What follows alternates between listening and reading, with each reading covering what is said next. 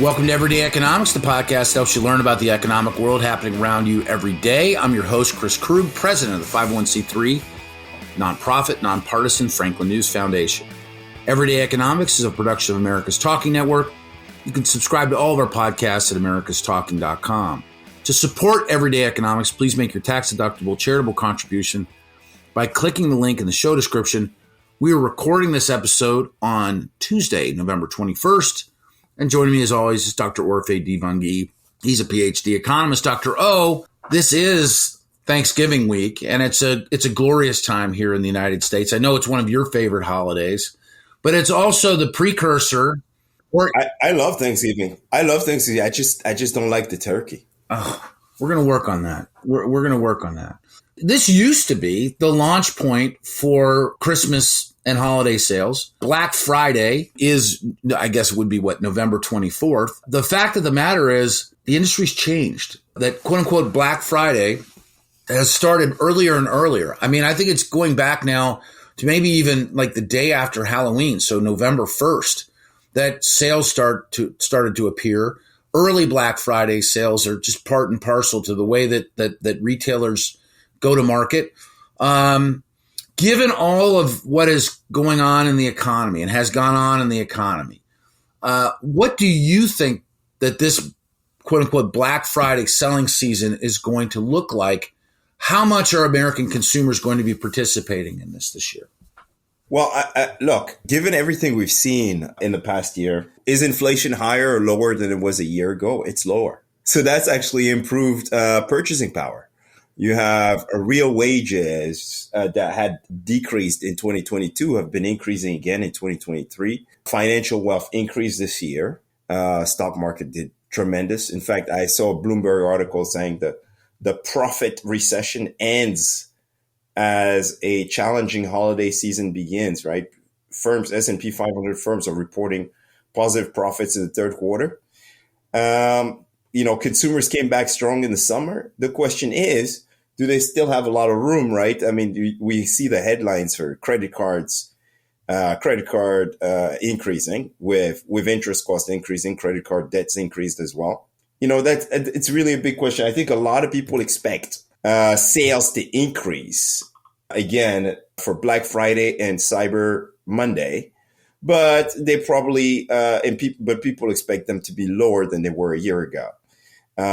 Because 2022 was, despite inflation, right, was unbelievable in terms of holiday sales. And that was probably due to the fact that we were sitting on record excess savings. The excess savings have come down substantially since then, right? And the labor market has also cooled since, I think we've seen the unemployment rate increase about 50 basis points since April.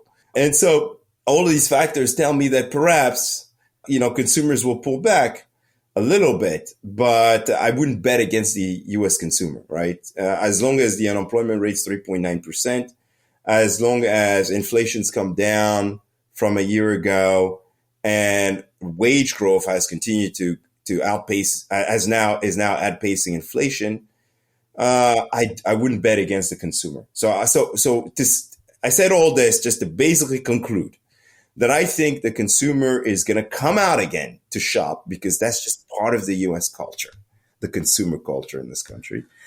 I think that's hard to disagree with. If there's one thing that Americans know how to do, it's spend a dollar. Whether they have the dollar or don't have the dollar, they can spend that dollar. And this time of the year seems to drive a particular behavior that is, it's historical. I mean, we spend a lot of money at this time of year, and I don't see that slowing down. There have been years where literally access to cash. I'm going back to my childhood. In the late 1970s, those were really, really tough economic times.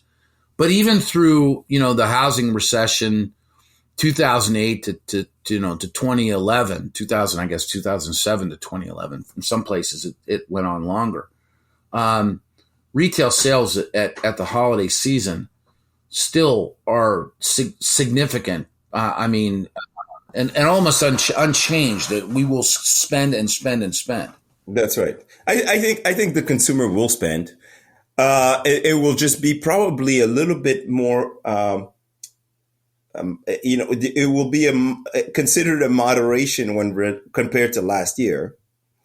And I would expect retailers to come out with some big price discounts. Can I offer for the benefit of our audience and for the benefit of this conversation some data points? And this is from Gabrielle Von Rouge, and I hope I'm pronouncing her name correctly, from CNBC. She had a story that came out over the weekend, came out Friday, and then was updated on Monday, November 20th.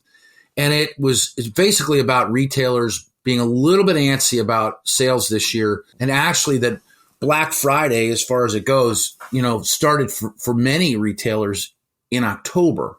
But in terms of the discounts, the largest discounts that are being offered, this is straight from the chart that accompanies her story. Apparel average discount 9%, appliances 6%, computers 13%, electronics 12%, furniture 5%, sporting goods 7%, televisions 8%, toys 5%. But if you go and you look at the chart, the vast majority of those categorical discounts this year are greater than they were at the end of October 2022. So virtually every single category, with the exception of toys and electronics, the discount that's being offered this year is a factor in some cases of 2x or more than the discount was last year. And it makes sense, right? It makes sense because we just had a retail sales report that basically showed retail sales had kind of slowed, but they had slowed less than expected. Right. In other words, yes, things are cooling, but not as fast as we would have thought. And so the consumer is still out there, and retailers are basically giving them the price cuts that are necessary to make the math work and to keep them shopping. And we're seeing that kind of across the board, across the U.S. economy. Right.